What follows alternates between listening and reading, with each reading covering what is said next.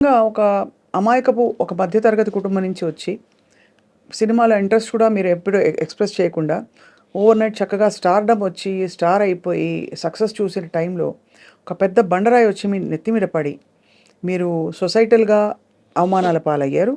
మీ గురించి రకరకాల మాటలన్నారు. ఇంట్లో కుటుంబంలో ఇబ్బంది అమ్మగారికి. ఆవిడని చూడలేక మీకు మళ్ళీ ఇబ్బంది. ఎవరితో చెప్పాలి? సంజాయిషి చెప్పాలా? జనానికి చెప్పాలా? ఇవన్నీ ఉంటాయి కదా సార్! ఎలా హ్యాండిల్ చేసుకున్నారు మీరలా? భగవంతుడండి. భగవంతుడిని నమ్ముకున్నాను. My conscience was clear. నేను జైల్లో ఉన్నప్పుడు కూడా మై కాన్షియన్స్ వాస్ క్లియర్. ఏం జరుగుతుందో అది జరుగుతాయి. Who were your friends sir at that time? మీరు జైల్లో ఉన్నప్పుడు జైల్లో ఇప్పుడు ఎవరు లేరండి.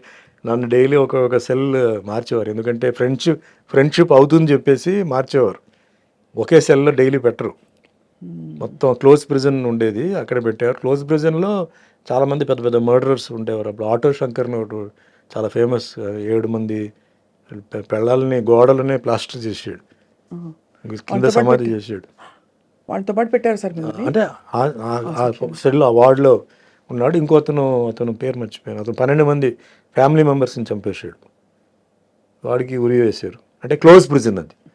క్లోజ్ ప్రిజన్ నుంచి మళ్ళీ నేను బయటకు అప్పుడు మన కరుణానిధి గారు పొలిటికల్ ప్రిజనర్గా వస్తే సుమన్ ఎందుకు అక్కడ పెట్టారు, అతను మామూలు గుండాజ్ యాక్ట్ కదా, బయట తీయండి అని చెప్పి అప్పుడు నన్ను బయట తీసుకొచ్చేసి మామూలుగా డైలీ ఒక్కో సెల్లో మార్చారు. అంటే ఒక్కో సెల్లో ముగ్గురు ఉంటారు, 5 మంది ఉంటారు, 7 మంది ఉంటారండి ఒక్కో సెల్ని బట్టి. సో ఉంటే ఫ్రెండ్లీ అయిపోతాను, నేను ఏదైనా చేస్తానో లేకపోతే వాళ్ళు ఏదైనా నాకు చేస్తారేమో అని చెప్పి వాళ్ళు ఒక్కో నైటే నన్ను బాగా చూసుకున్నారు సార్. కనీసం బ్రహ్మాండంగా చూసుకున్నారండి. ప్రాపర్ ఫుడ్, ఫెంటాస్టిక్ ఫుడ్ అండి. నాకు అసలు ఇది లేదు. అసలు మిగతా ఖైదీలు కూడా నన్ను బ్రహ్మాండంగా చూసుకున్నారు. నన్ను ఎక్కడ ఒక్క సెకండ్ కూడా నా మైండ్ ఎక్కడన్నా ఇదవ్వకుండా బ్రహ్మాండంగా చూసుకున్నారు అనమాట. సో వాళ్ళ కథలు అన్నీ వినేటప్పుడు అంతా చాలా ఇంట్రెస్టింగ్గా అయినాయి. జైల్లో చేసిన ప్రతి ఒక్కరూ అంటే తప్పు చేసిన వాళ్ళు కాదండి. చాలామంది అనవసరంగా లోపలికి వచ్చిన వాళ్ళు ఉన్నారు. కొన్ని పరిస్థితి వల్ల తప్పు చేసిన వాళ్ళు ఉన్నారు. కొన్ని మర్డరర్స్ ఉన్నారు. మర్డరర్స్తో కూడా నక్సలైట్స్ కూడా ఉన్నారు. నా వార్డుకి పక్కనే వెల్లూరు నుంచి 3 నక్సలైట్స్ ఉండేవారు. వాళ్ళు అంటే వాళ్ళది ఎట్లా ఉంటుందంటే డైరెక్ట్ యాక్సెస్ ఉండదు. బట్ వాళ్ళ నుంచి మాట్లాడుతుంటే మన యువతల సైడ్ వాళ్ళ నుంచి మనం మాట్లాడవచ్చు. అప్పుడు సుమన్తో మాట్లాడాలని చెప్తే పిలిస్తే వెళ్తే ఫుడ్ ఎలా ఉంది, మీకు దాల్ అదంతా ఎలా ఉంది అంటే బాగానే ఉంది. అంటే బాగానే ఉందంటే ఎట్లా అంటే లేదు బాగానే ఉంది. అలా కాదు, దాల్ తిప్పేసి చేతులతో ఫింగర్తో తిప్పేసి కొంచెం దాల్ ఇలా అంటే ఫింగర్లో తీసి వాల్లో ఇలా వేయి, అది జారుతుందా అలా అంటుకుంటుందా చెప్పు నాకు అన్నాడు. అంటే నెక్స్ట్ డే వస్తే అలా చేశాను అలా నుంచుందండి, జారలేదంటే ఇలాగే ఉండాలి దాల్, మీకు దాల్ జారకూడదు, జారిందంటే నీళ్ళు కలిపినట్టు దాంట్లో అని అట్లా అని వాళ్ళతో కూడా కొన్ని విషయాలు. ఇంట్రెస్టింగ్ సార్ అది. అంటే మీకు ఖైదీలకి ఇల్ ట్రీట్మెంట్ జరగకూడదండి.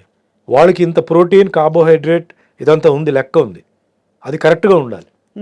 ఫుడ్లో కనుక తేడా వస్తే you can complaint. Basic human rights violation. Yes, you cannot be ill treated inside. అలాగే లోపలనే హాస్పిటల్ కూడా ఉంది, జైల్ హాస్పిటల్ కూడా ఉంది. బాగాలేకపోతే they have to take you to the hospital and get you treated. So you were there for almost 6 months and 6 months. The day you came out, sir, I went on condition bail. October 2nd. October 1st I was released. Conditional bail kelli Madurai. I was in Madurai. మదురైలో ఒక 4 months or 5 months ఉన్నాను. దాని తర్వాత I was brought to Chengalpet, border of Tamil Nadu city. అక్కడి నుంచి shooting మొదలైంది. Daily up and down చేయడం, అంటే city లోపల ఎంటర్ అవ్వకూడదు. సో బార్డర్లో ఏఎం స్టూడియో ఉండేది. ఏఎం స్టూడియోకి వచ్చి షూటింగ్ చేసుకుని మళ్ళీ వెళ్ళిపోవడం, అట్లా జరిగింది. దాని తర్వాత రిలాక్స్ అయిపోయి మొత్తం entire case was totally squash. We remember sir అంతా అది. కానీ ఆ 6 నెలలు మీ లైఫ్లో మీరు కోల్పోయారు, బాధపడ్డారని ఒక ఇది తప్ప. 6 నెలల చాలా బీభత్స అయిన ఒక టైం అది.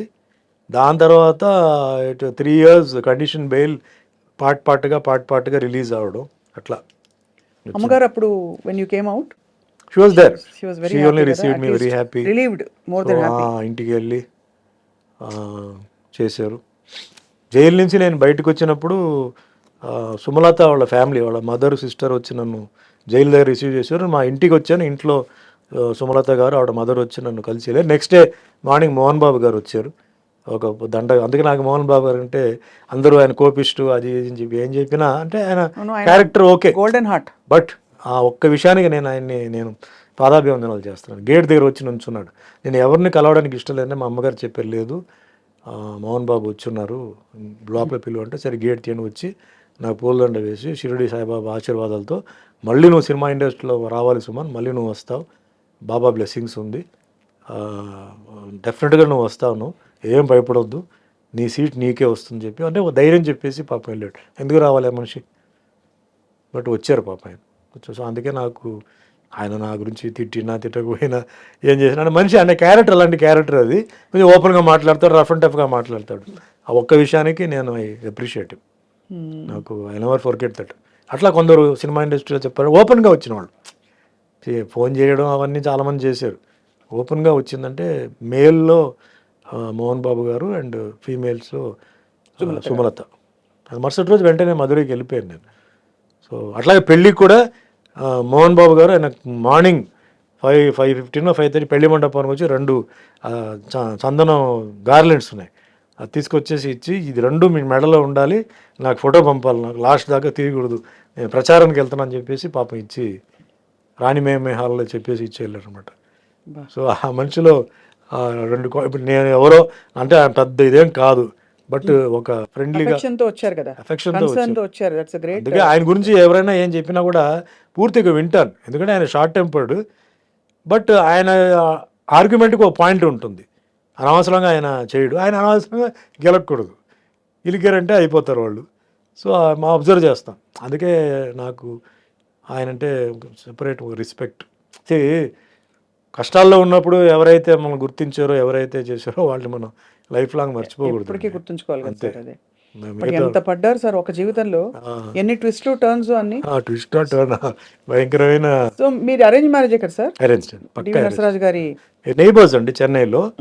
సో నేను బెయిల్ టైం అయిపోయింది, ఇంకా కొంచెం నడుస్తుంది. అప్పుడు నరసరాజు గారు డాటర్ కవిత గారు వచ్చి, సినిమా చేస్తున్నాను, నాకు డేట్స్ కావాలి, చేయాలి నాకు అంటే కొంచెం ఆవిడకి రిలీజ్ అవుతుందనే విషయం కొంచెం తెలిసింది ఆవిడకి ఏదో సమ్ సర్కిల్ ద్వారా. సరే ముందు నేను రిలీజ్ అవ్వాలి కదండి, అయిన తర్వాత చూద్దామని చెప్పి, తర్వాత 2-3 months తర్వాత రిలీజ్ అయింది. దాని తర్వాత చేద్దామని చెప్తే ఫైనల్గా ఆవిడ సినిమా తీలా, కుదరలా. డైరెక్టర్స్ ఈ సినిమా వచ్చింది ఇప్పుడు మధ్యలో, పెళ్లి సినిమా, రియల్ లైఫ్ పెళ్లి సందడి సినిమా ఇది వచ్చింది. సో అట్లా లైఫ్ అట్లా జాయిన్ అయిపోయి. సో నరసరాజు గారు ఒక గొప్ప రైటర్, సో ఆయన ఆశీర్వాదాలు, ఆయన కొన్ని ఒపీనియన్స్, అడ్వైస్, అది కూడా నాకు తర్వాత హెల్ప్ అయింది.